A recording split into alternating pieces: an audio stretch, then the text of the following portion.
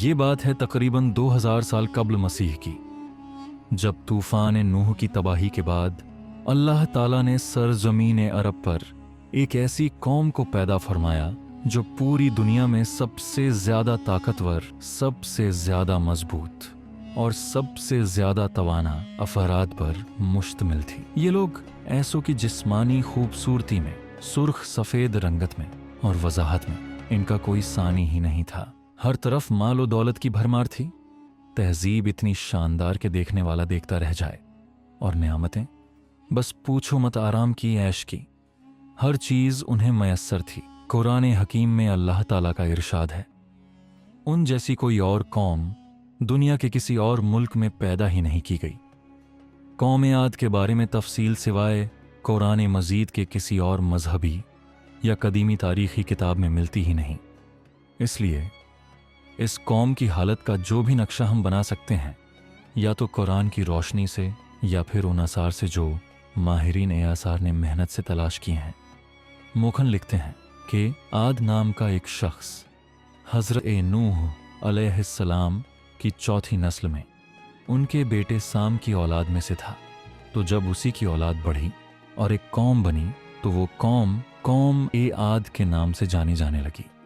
ये लोग अरब के एक कबीले राबी से थे जो बेहद लंबे और मजबूत सुतूनों पर बने आलीशान महलों में रहा करते थे।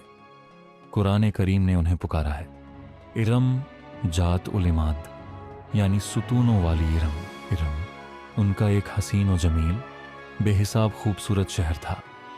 एक ऐसा शहर जिसकी तारीफ लफ्ज़ों में मुश्किल है।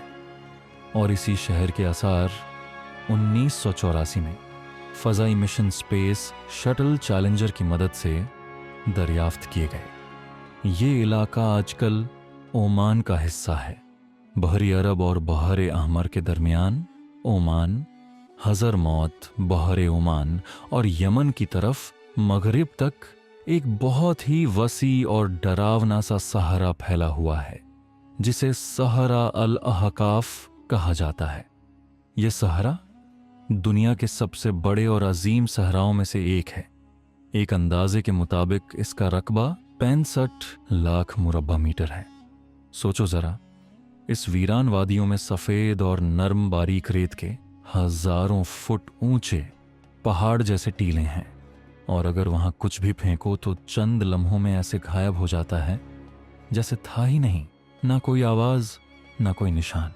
मगर दोस्तों, आज जिस सहरा को हम खौफ और वीरानी का घर समझते हैं, कभी यही इलाका बेहद सरसब्ज, शादाब और जिंदगी से भरा हुआ था।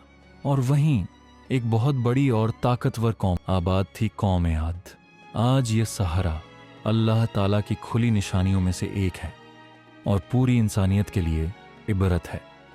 कुरान करीम में बड़े ही वाज़ेह लफ्ज़ों में अल्लाह फरमाता है, क्या तुमने नहीं देखा वो कौम आद जो इरम कहलाई जाती थी, वो जिनके पास बड़े बड़े सुतून थे?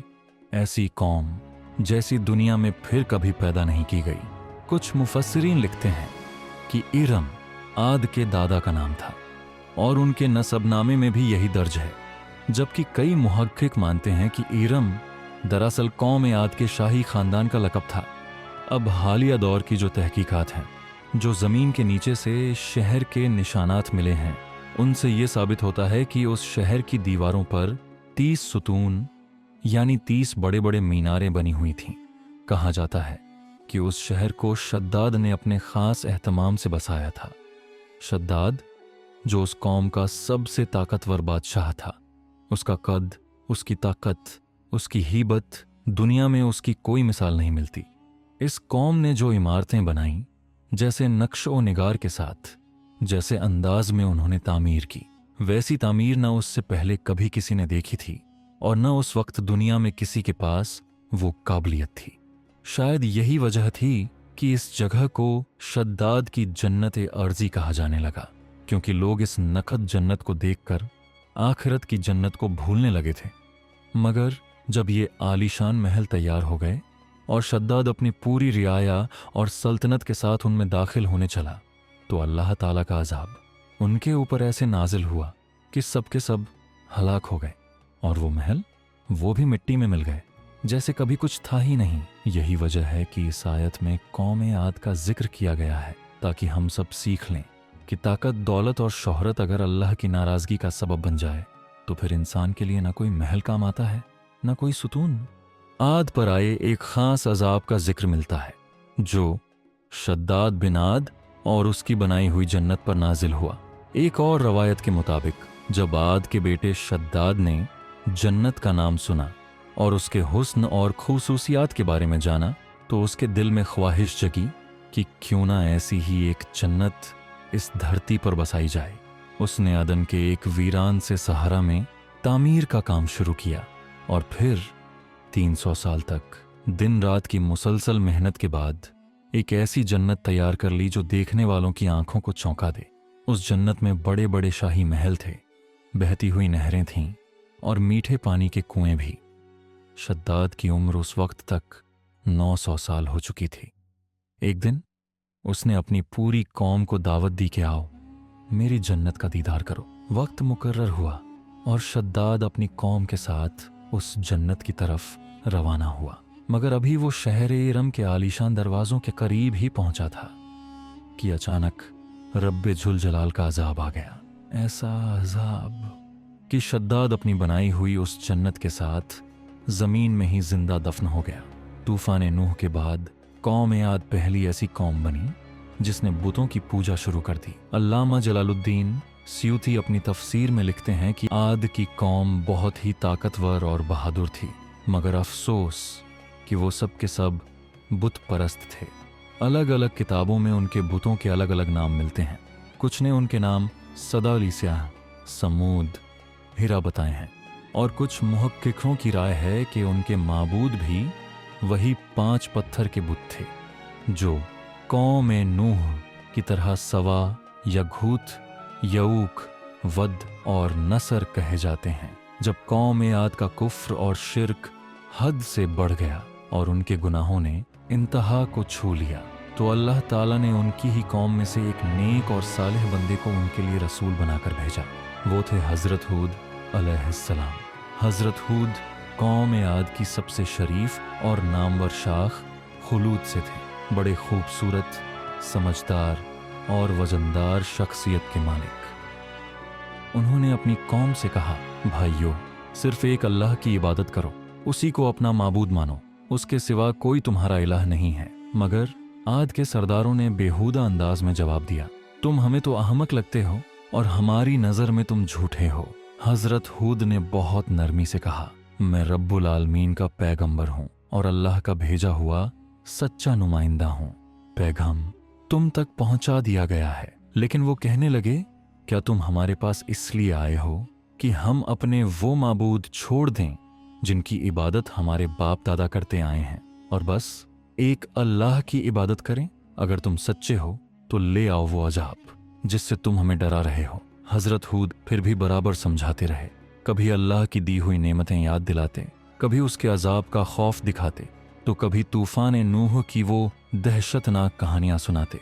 मगर वो लोग अपने घमंड और तकब्बुर में इस कदर अंधे और बहरे हो चुके थे कि कोई बात असर ही ना करती। उन्हें अपनी ताकत पर बहुत ज्यादा घमंड था। अल्लाह का इरशाद है, कौम आद ने नाहक जमीन में घमंड किया और कहने लगे, हमसे ज्यादा ताकतवर कौन है? कौम आद के 13 खानदान थे। अमान से लेकर यमन तक फैले हुए एक तवील इलाके में उनकी बस्तियां थीं।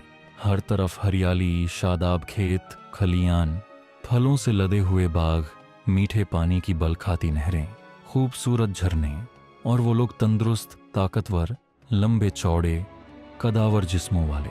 ये सब नेमतें उन्हें घमंड और खुद फरेबी में ऐसा गर्क कर चुकी थीं कि उन्हें अपना फना होना नामुमकिन लगता था।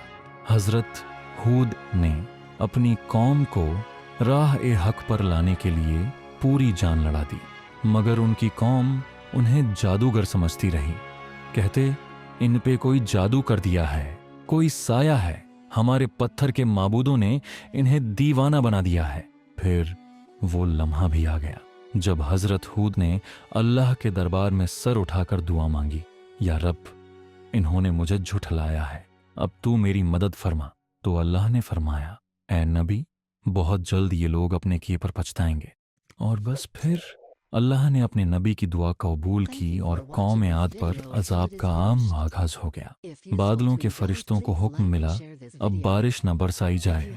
चश्मों के फरिश्तों को हुक्म मिला, इनके सारे सोते और झरने सूखा दो। एक लम्हा और जो हरियाली थी वीरानी बन गई। मवेशी मरने लगे, फलों और अनाज का नाम ओ निशान मिट गया। कौम पूरी तरह से खुश्क साली में गिरती चली गई। भूख, बदहाली, परेशानी, चारों तरफ पसरा हुआ गम। 3 साल तक ये अजाब यूं ही चलता रहा। हजरत हूद को अपनी कौम की हालत देखी ना जाती थी।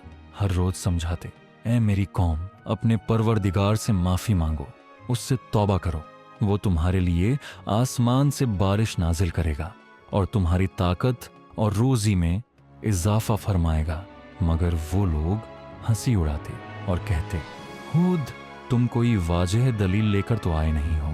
ना हम अपने माबूद छोड़ने वाले हैं और ना ही तुम पर ईमान लाने वाले हैं। हमें तो लगता है किसी मखलूक ने तुम पर साया कर दिया है, तुम दीवाने हो गए हो। उस वक्त का दस्तूर ये था कि जब किसी कौम पर मुसीबत आती तो वो लोग काबा शरीफ जाते और अल्लाह से दुआ करते। यहां तक कि काफिर भी ये मानते थे कि इस कायनात का मालिक बस एक ही जात है। तो कौम आद के 70 सरदार मक्का शरीफ पहुंचे, जहां मौविया बिन बकर की हुकूमत थी, जिसकी मां का ताल्लुकर भी कौम आद से था। मौविया ने उनकी बहुत खिदमत की। वो लोग पूरे 1 महीने तक वहीं रहे, बारिश के लिए दुआएं करते रहे। दुआ कराने वाले सरदार का नाम था कैल बिन अंबर। फिर अल्लाह ने उन पर 3 रंगों के बादल भेजे, सफेद, सुर्ख और सियाह। फिर एक आवाज आई, इनमें से किसी एक को चुन लो। कैल ने सियाह बादल को चुना क्योंकि वो सबसे ज्यादा बारिश वाला लगता था। फिर आवाज आई, तूने हलाकत को पसंद कर लिया है। और फिर अल्लाह ने उसी सियाह बादल को कौम आद की तरफ भेज दिया। बिल्कुल उसी वक्त पूरी कौम ने तालियां बजाईं, ढोल बजे, नाच हुआ, खुश हो गए कि चलो बारिश आ रही है। मगर अल्लाह ने कुरान में फरमाया, जब उन्होंने उस अजाब को देखा जो बादल की सूरत में उनके मैदानों की तरफ बढ़ रहा था, तो कहने लगे, ये तो बादल है, अब खूब बरसेगा। मगर हकीकत ये थी, नहीं, ये वही है जिसको तुम मांगते थे। ये है वो आंधी जिसमें दर्द देने वाला अजाब छुपा हुआ है। ये हर चीज को अपने रब के हुक्म से मिटा कर रख देती है। हम ऐसे ही गुनहगारों को सजा देते हैं। और फिर 7 रातें और 8 दिन वो आंधी चलती रही। ऐसी आंधी जिसने किसी जिंदा को जिंदा ना छोड़ा। घर, गुफाएं, महल सब मिट्टी में मिला दिए। हजरत इब्न उमर फरमाते हैं कि रसूल अकरम ने कहा, जिस आंधी से कौम आद हलाक हुई, अल्लाह ने सिर्फ अंगूठी जितनी जगह हवा को खुला छोड़ा था, मगर अल्लाह ने हजरत और उनके मानने वालों को हर नुकसान से महफूज रखा। एक बार हजरत आयशा सिद्दीक़ा रजी अल्लाह ताला अन्हा ने रसूलुल्लाह से पूछा, या रसूल अल्लाह, लोग तो बादल देखकर बहुत खुश हो जाते हैं कि अब बारिश होगी, मगर आपके चेहरे पर फिक्र के आसार नजर आते हैं। तो आपने फरमाया, ए आयशा, कौन जानता है कि इस बादल में अजाब छुपा हुआ ना हो। कौम आद ने भी तो यही कहा था कि ये तो बारिश वाला बादल है, और अल्लाह ने कुरान हकीम में कौम आद का अंजाम दर्ज कर दिया है। कौम आद की तबाही के जो वाक़यात हमें सुनाए गए हैं, उनका असल मकसद बस यही है कि उम्मत मुस्लिमा उनसे सबक हासिल करे। अल्लाह ताला ने कौम आद को ताकत दी, कुव्वत दी, माल और दौलत दी, शान और शौकत दी, दुनिया की हर नेमत से नवाजा। मगर जब उन लोगों ने अल्लाह की नाफरमानी की और अपने नबी की बात मानने से बार बार इनकार करते रहे, तो फिर अल्लाह ताला ने उन्हें नेस्तो नाबूद कर दिया। सिर्फ एक लम्हे में वो सब कुछ जो उन्हें हासिल था मिट्टी में मिला दिया गया। भाइयों बहनों, हमें भी हर वक्त, हर रोज अपने रोजमर्रा के कामों का जायजा लेते रहना चाहिए कि कहीं हम भी जानबूझकर या फिर बेइत्तेफाकी से अल्लाह और उसके प्यारे रसूल की नाफरमानी में तो नहीं पड़ रहे। आइए हम सब मिलके अल्लाह से दुआ मांगते हैं कि या अल्लाह, हमें कल्बे सलीम अता फरमा, हमें कुरान और हदीस के रास्ते पर चलने की तौफीक नसीब फरमा। आमीन या रब्बल आलमीन।